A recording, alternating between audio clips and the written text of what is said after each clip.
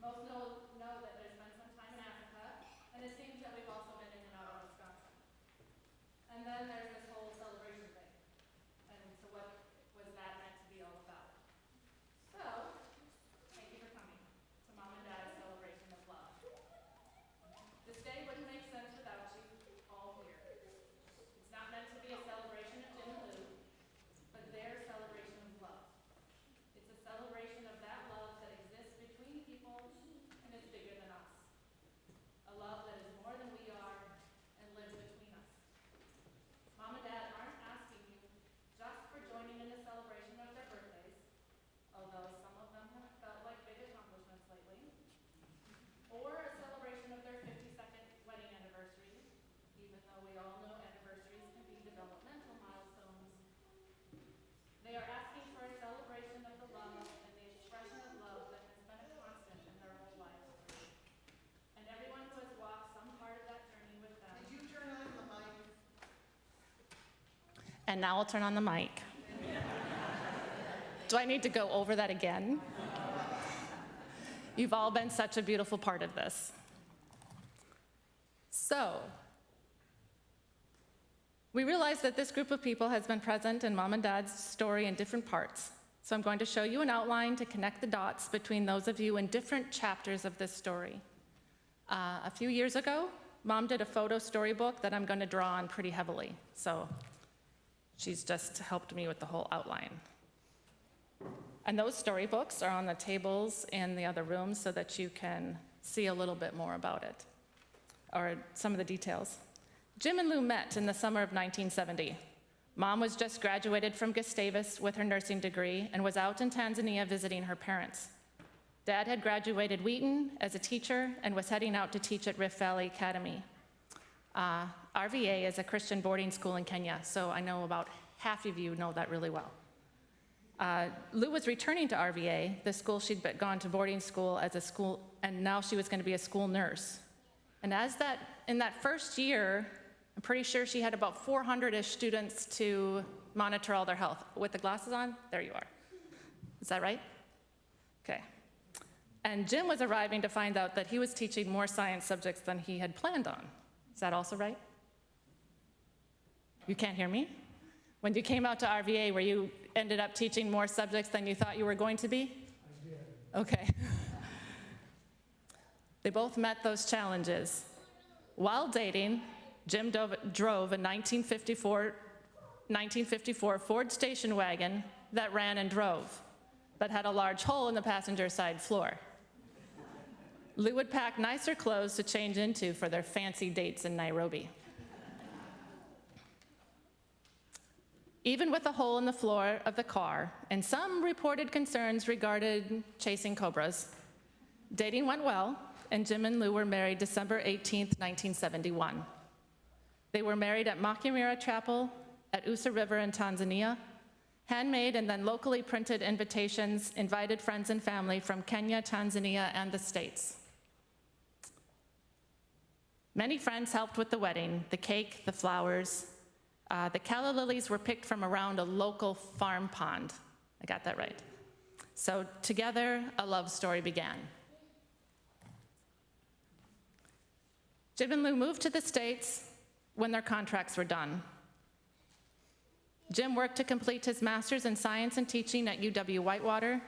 Jim worked at NASCO, a biology supply company. Time at that company, I've heard quite a few stories over the years about the different plastics that get pushed into the veins of dead animals. Lou worked as a public health nurse.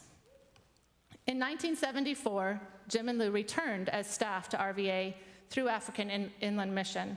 Jim again as a teacher, Lou again as a nurse. From 1974 to 1978, Jim and Lou served with RVA. During those years, important things happened. Kristen Ruth was born January 2nd, 1976, and Cheryl Elizabeth was born February 14th, 1978. The family returned to Wisconsin in 1978. Jim's father had been in failing health with kidney dialysis for years, and the girls were able to meet him before he died.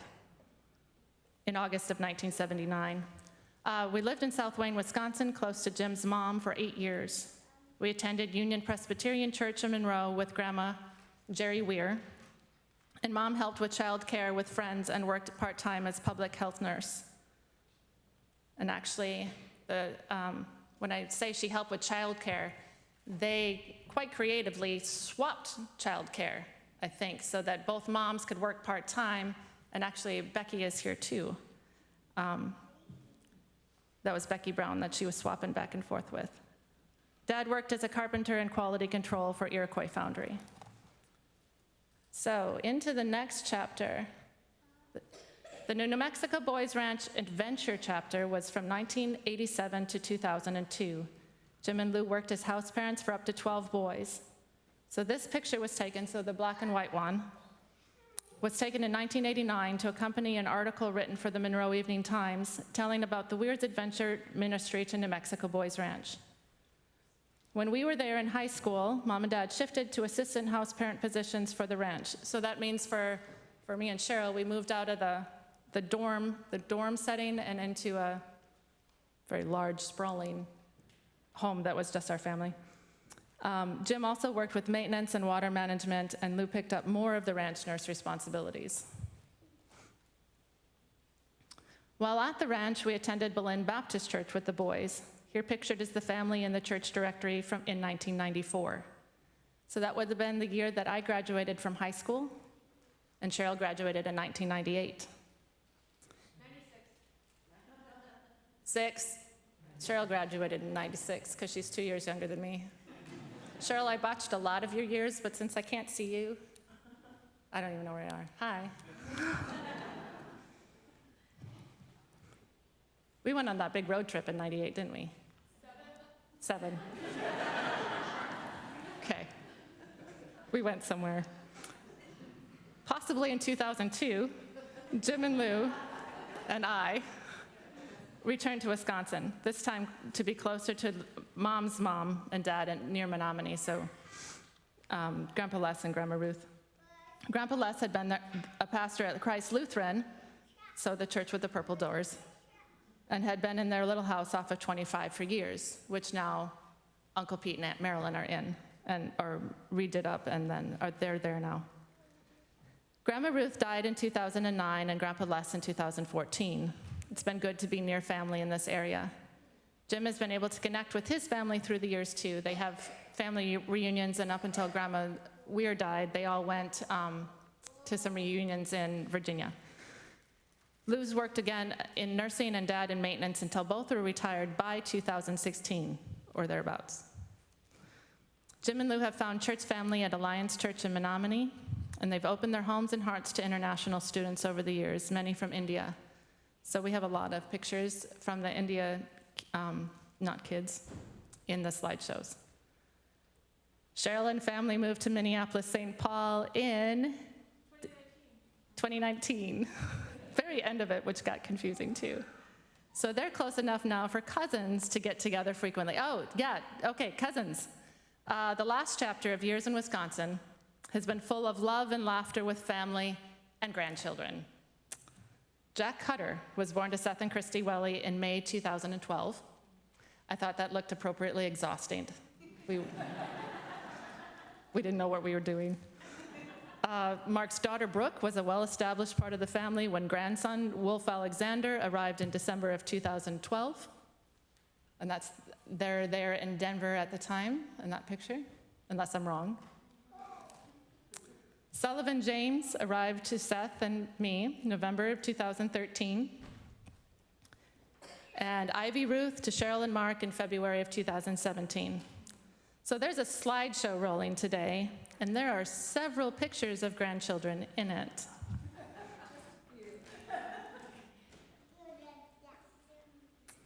Mom's cancer journey, or our knowledge of it, began in the summer of 2017. Dad has had his own bumps in the road with some heart challenges and a bit of cancer too. These years have been a mix of grabbing life's treasured moments and facing losses of health. Through all of this has been the faithfulness of God, the love of friends and family that has been shared and poured into Jim and Lou's life. This is not pausing for effect. This is pausing to try to not have the effect.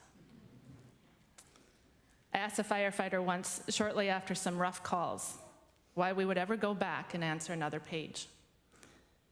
He answered, "It's what we do. Love shows up. Love gets back in there, meets the challenges and finds the ways. And when it's too hard, keeps going. Because it's what we do. We love. We share ourselves, our time, and presence. So thank you for being the we of this story. Thank you for interweaving your lives with mom and dads. Thank you for your lived out parts of showing up and walking with us through these chapters." So this is a video that was done as part of an alliance service that mom and dad did, and it's far more professional than me. So we'll try to make it play. It was ornery yesterday. We took a family vacation, 6 weeks ago, first part of September, and one of the duties of both Christy and Cheryl, our daughters, was to try to keep her out of the kitchen. Did not work. So Oh, it did too. each day is important. I started my spiritual journey as an infant. My parents were missionaries for the Lutheran Church of America in Tanzania, East Africa. I was baptized and a covenant was begun between God and myself and my parents. I was homeschooled first grade by my mom, and I went to boarding school at Augustana School in Kiamboi, Tanzania for second grade when I was 6, almost 7 years old. At boarding school, I was given a big sister, and we would go outside in the early morning for devotions before breakfast. These times were the start of my daily walk with God. The whole school, 1st through 8th grades, would have evening devotions singing hymns around the piano from youth's favorite hymns. I have most of the hymns memorized because we sang them so much. Music and the words of hymns speak to me a great deal. I'll wake up in the night and phrases of these hymns that I've been listening to all day long will go through my mind, and they'll go through over and over again. Keith and Kristen Getty are my absolute favorite. They have an album coming out, and this one, Christ Our Hope in Life and Death, is on the new album. Those words just jumped out at me. And there is so much through the hymn that is just so powerful. I had confirmation classes for 7th and 8th grade and was confirmed at Augustana School. This was a very special and meaningful time as I confirmed my baptismal vows and further strengthened my relationship with God. I married Jim Weir in Tanzania in December 1971. 2 daughters were born while we worked at RVA in Kenya. We have since lived and worked at South Wayne, Wisconsin, New Mexico, and now in Menominee. July 2017, I was diagnosed with ovarian cancer. 2 major surgeries, the cancer coming back 3 more times, losing my hair 4 times, 24 chemo treatments, 6 each time. God has been faithful, and He has been with me each step of the way, with us. There have been many miracles along the way, and so many stories of His faithfulness in my life, both before and after cancer. The side effects of the chemo itself have been very difficult. Feeling really sick, feeling really nauseated, not able to eat, not able to drink, feeling so fatigued that you can hardly stand up and get out of the chair. Just for general information, what's the status of cancer now? She's gone through the 4 courses of chemo and coming in from the CT scan and waiting for the results and finding the cancer still there, is hard.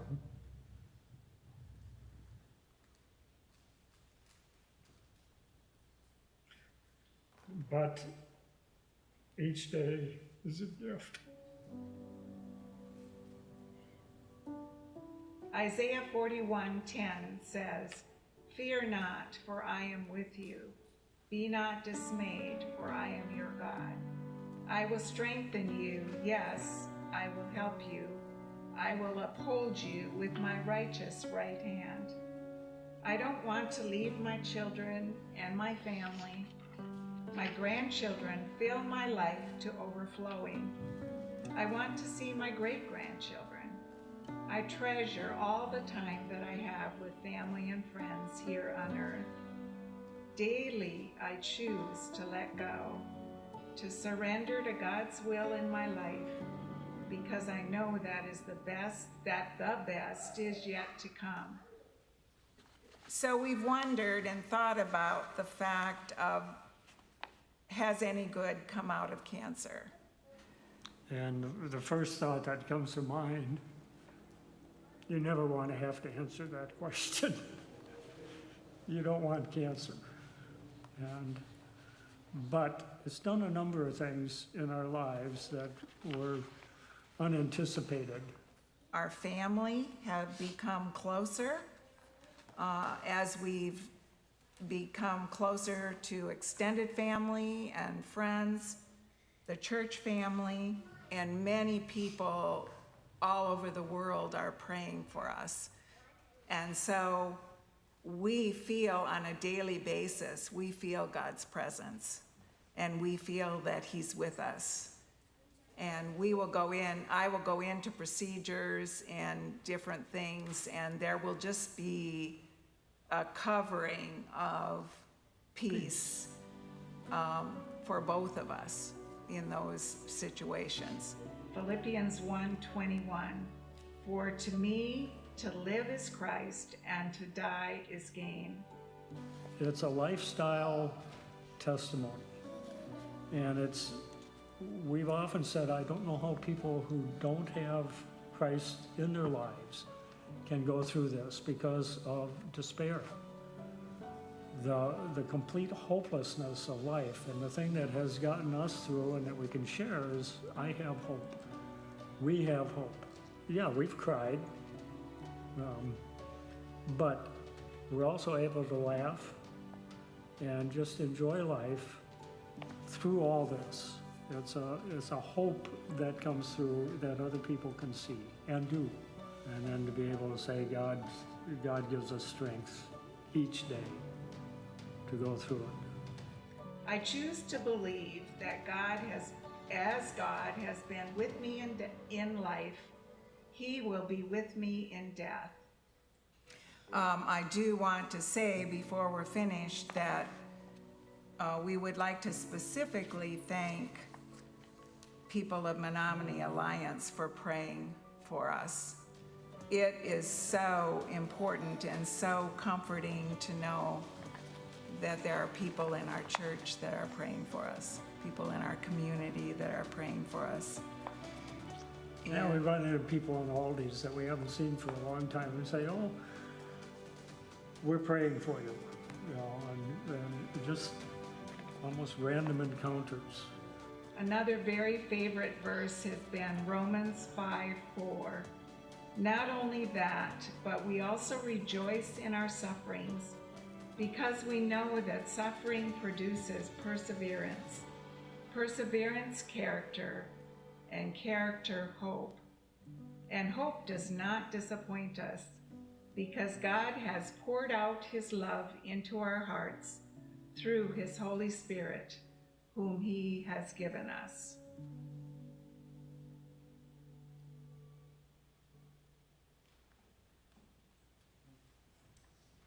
We took a family vacation 6 weeks ago, first part of September.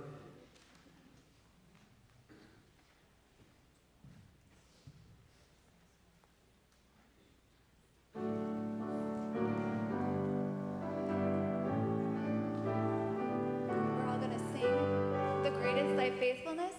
So if you'd like to join us, please sing.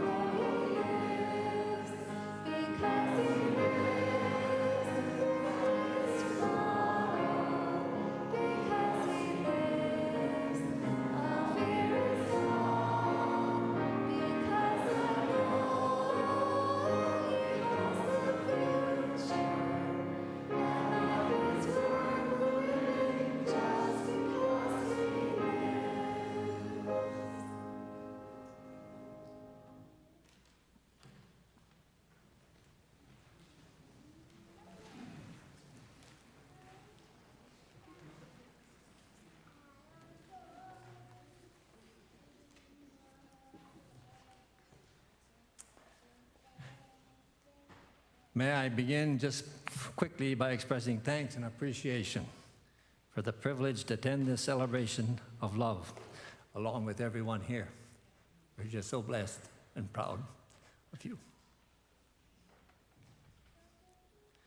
I was asked to read this passage that represents the bedrock promises and principles that guided and empowered Jim and Lou in their life together.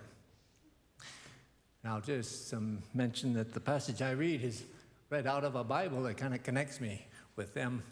I got this Bible in first grade at a boarding school. Lou was in seventh grade at the time. We were always kind of brothers and sisters there. And I carried that Bible and kept it going to the next high school boarding school, and that's where Lou was our nurse and Jim was my science teacher, to his great despair. We all have our stories and our connections, and we're so blessed to be able to join and celebrate with you today. Very familiar words out of the King James Version, recorded in the book of Ruth, chapter 1. Then Ruth replied, "Entreat me not to leave thee, or to return from following after thee. For whither thou goest, I will go, and where thou lodgest, I will lodge. Thy people shall be my people, and my God, thy God. Where thou diest, I will die, and there I will be buried. The Lord do so to me, more also, if aught but death part me from thee." The reading of the word. Amen.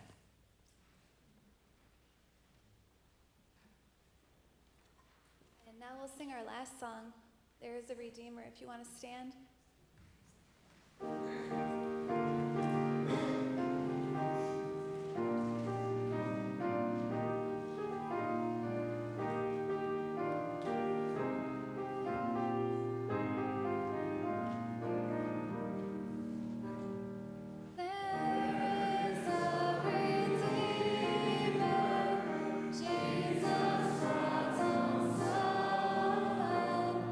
Precious Lamb of God, Messiah.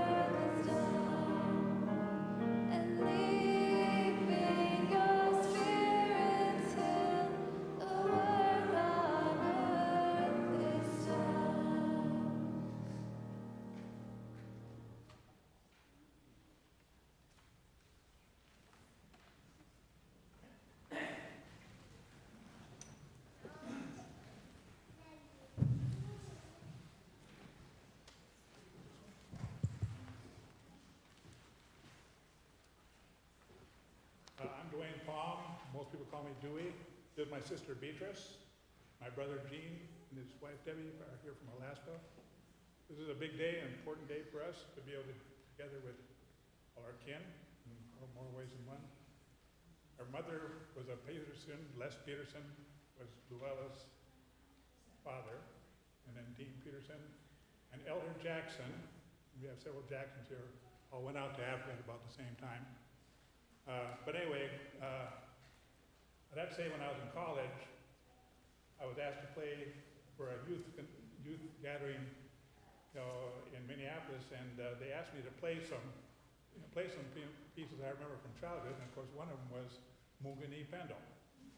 And this is one of the things, and I think about it, and so here I play it, and thought that was fine, and the guy comes to me afterwards, an old guy, he's a retired German pastor, and he said, our family used to sing that song when I was little, and we also sang it in Swahili.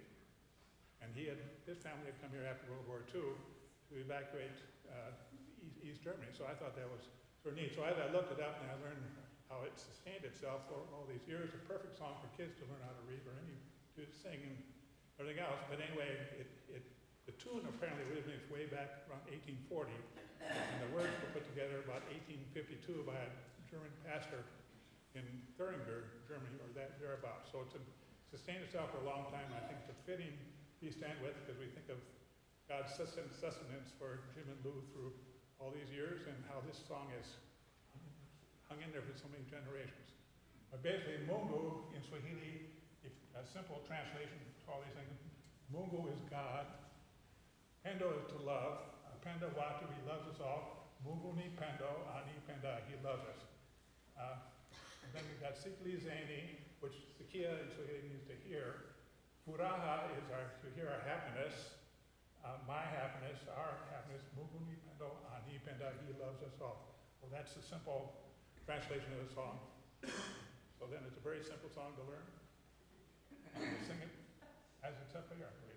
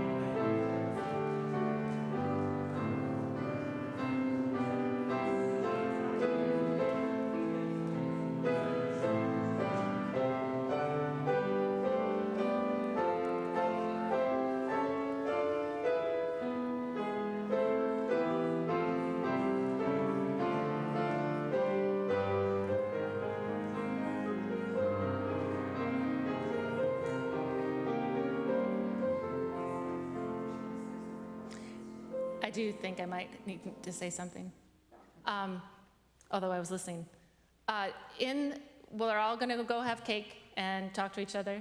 On the tables, there are pieces of paper. Some of them are pretty, and the intention there is that if we could put a word of encouragement. We're going to slide them into a binder that mom and dad have available to them for the next years.